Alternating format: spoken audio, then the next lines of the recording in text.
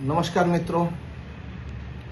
भारतीय लोकतंत्र में भारत का संविधान बाबा साहब भीमराव अम्बेडकर की तरफ से दिया हुआ देश का एक अनमोल एक साहित्य एक अनमोल रत्न है, जिसे कारण आज पूरे देश का एक कानून व्यवस्था और लॉ एंड ऑर्डर मैनेज हो सकता है और किया जा सकता है। मगर पिछले कुछ समय से जिस तरीके से भारतीय जनता पार्टी की सरकारों ने लोकतंत्र को मजाक बनाया है, लोकतंत्र को खरीदने की कोशिश की है, लोकतंत्र चौक पे बेचने की कोशिश की है।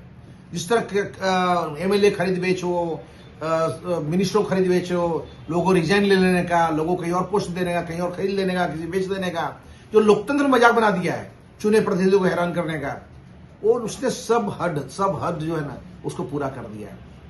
आज सबसे खराब परिस्थिति हो गई है कि खासकर जब गुजरात के यहाँ स्थानिक स्वराज के इलेक्शन हो रहे हैं, उस इलेक्शन तालुका पंचायत, जिला पंचायत, नगर पालिका की सीटों पर इलेक्शन हो रहा है, उस समय जिस तरह से लोकतंत्र को खड़े चौक पर बेचने और खरीदने की कोशिश की जा रही है वो बहुत शर्मजनक है। और खासकर उस समय में जब तीन नगर पालिका भारतीय जनता पार्टी जीत गई है। तीन नगर पालिका जीती कैसे? भचाऊ नगर पालिका भारतीय जनता पार्टी जीती है। भचाऊ नगर पालिका में एक भी व्यक्ति बीजेपी को वोट देने तैयार नहीं है, बीजेपी को मालूम था। इसलिए उसने क्या किया, गुंडागर्दी, लुक्खा तत्वों की तरह उपयोग करके, और जो कांग्रेस के और आपके कैंडिडेट थे उनका फॉर्म विड्रॉ कर लिया, किसी को फॉर्म भरने नहीं दिया, किसी घर में जाकर धमकी दी, किसी की फैमिली को धमकी दी, किसी को पैसे की लालच दी। इस तरह से खरीद बेच करके पूरे के पूरा नगर पालिका, जो तीन नगर पालिका उन्होंने कब्जा किया है। आप बोलोगे कैलाश भाई आप लोग तो ऐसे ही बदनाम करते रहते हो, यार क्या पूर्वार है, क्या आपके पास प्रूफ है कि आप क्या होगे कि ये लोग लोकतंत्र का मजाक उड़ा रहे हैं, लोकतंत्र खरीद बेच कर रहे हैं? आपकी बहुत बात सही है। अब वो इन एविडेंस में मिल गया है। आज की तारीख में कांग्रेस ने प्रेस किया है भुज में, और आप और कांग्रेस का ज्वाइंट उम्मीदवार, संयुक्त उम्मीदवार, जो मुंद्रा तालुका के भोजपुर सीट पर, तालुका पंचायत सीट पर बाई इलेक्शन लड़ रहा है, रतन गढ़वी, उसको भारतीय जनता पार्टी के होद्देदार और भारतीय जनता कैंडिडेट जो सामने लड़ रहा है, दोनों उसको मिलने गए, उसको ऑफर की, और उसको ऑफर करके नेगोशिएशन को बोला तुम 3.5 लाख बिक ही जाओ, हम वो खरीद रहे हैं, तुम चलो फॉर्म विड्रॉ कर लो। इस तरह का पूरा नाटक किया उन्होंने। ये तो अच्छा है कि कांग्रेस वालों ने उसका वीडियो बना लिया, और अब ये डिटेल्स जाहिर प्रेस में आ गई, लोगों के बीच में आ गई।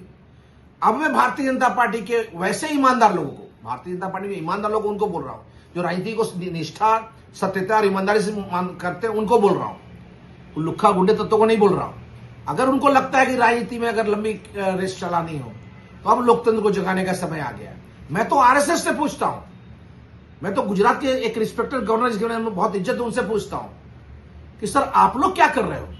आरएसएस देश के संस्कृति, संविधान, फिर अपने धर्म व्यवस्था, सनातनी व्यवस्था के हिसाब से राष्ट्र को चलाना चाहती है, तो क्या ऐसा लोकतंत्र खरीद बेचकर राष्ट्र को चलाना चाहती है? आरएसएस के हेड क्या कर रहे हैं गुजरात के गवर्नर साहब क्या कर रहे हैं? आज जब उनकी मोरल जवाबदारी बनती है, इतने साल पूरा होने के बाद भी वो आज कुछ एक्शन नहीं ले रहे हैं। इलेक्शन में तो हम भूल गए, इलेक्शन कमीशन तो बिकाऊ है, बिक रही है, और भारतीय जनता पार्टी के हाथ का खिलौना है, वो पोपट है पिंजरा पूरा। Election commission, chief election commissioner के जितने भी खेल है, कहीं पैसे बिक रहे, बेच रहे हैं तो रेड नहीं करते हैं, और जहां कुछ नहीं वहां रेड करने जाते हैं। तो इलेक्शन कमीशन हमें भरोसा नहीं है। मगर आज आरएसएस पे मुझे भरोसा है। आरएसएस एक सिद्धांतिक संस्था है जो समाज सेवा की बात करती है, कितना सच करती भगवान जाने।